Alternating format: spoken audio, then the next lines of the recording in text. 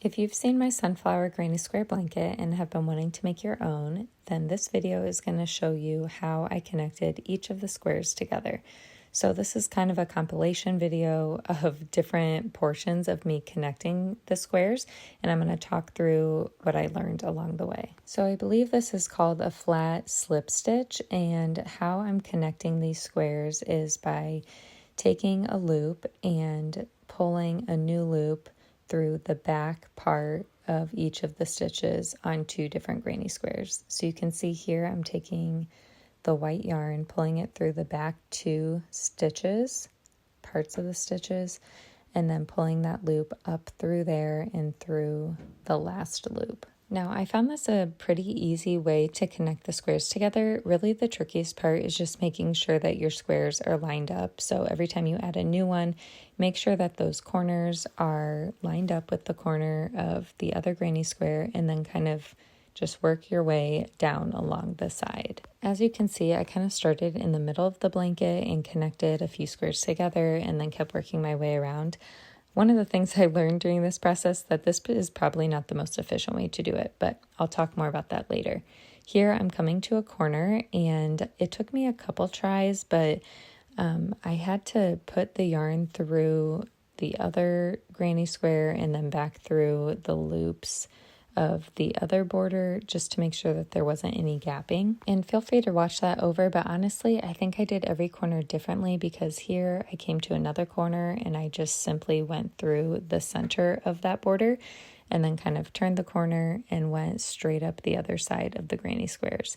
So I think it's kind of your preference, what makes sense, and ultimately what looks the best. And I think it was probably around this point that I began to wonder why I hadn't just worked in one straight line completely across the blanket and then switch sides, but I was kind of too far in and had to keep going. Here I'm doing a slip knot because I'm starting on the end part of the blanket, and this just gave me some structure as I started a new border. So here I'm finding the corners of both of those granny squares, finding the back part of those stitches, and then I'm going to do my first loop through both of those and up through the slip knot.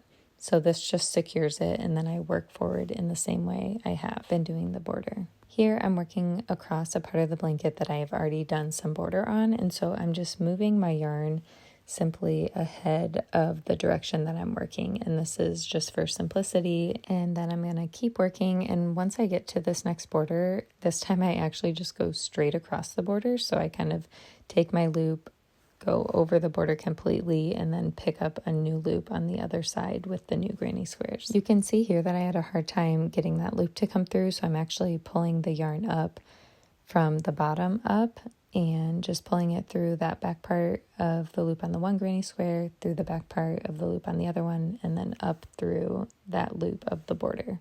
Here I'm adding border to the outermost part of the blanket, and so I'm just putting a new loop up through where I had ended before, and I'm doing a simple chain stitch along that side. And so I'm still going through the back part of the stitch of the granny square, and here where I had connected it, it just seemed a little thin, and so I'm just gonna wrap that loop around to give a little more texture, and then I'm gonna flip the blanket over and I'm gonna double knot it here, and then I'll just weave in the end, or you can trim it really short, whichever you prefer. Here I finished a border right up next to a bunch of other borders, so I'm just going to take the tail end of that yarn, wrap it around the loop in front of it, and then tuck it back into that last loop.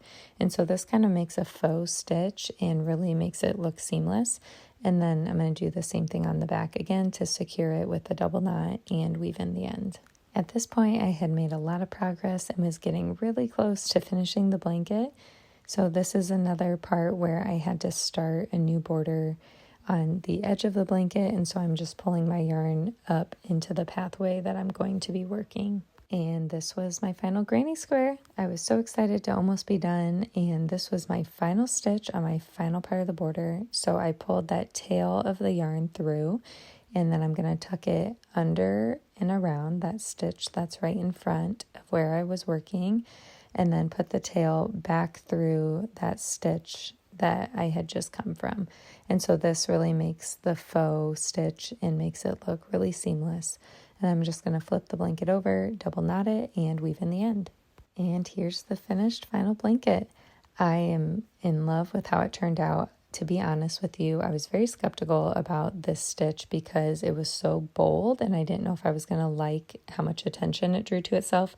But I think the contrast between the sunflower and then that sage around it and then the creamy border was absolutely perfect. If you're wanting to make your own blanket, you can find this video tutorial for the sunflower granny square on my website at staycozyco.com. You can actually make it into a handbag by just using 2 squares, but if you want a blanket, I use 20 squares. Thanks for watching, and until next time, stay cozy, creative, and kind.